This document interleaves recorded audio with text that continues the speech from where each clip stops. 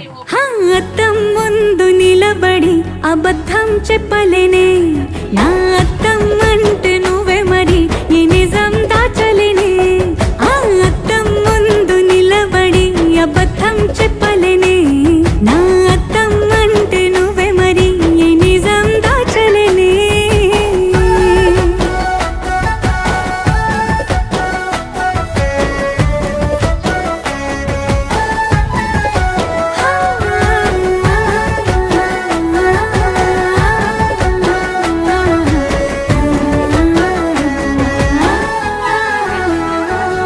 నీకు నచ్చిన సంగీతం ఏంటి?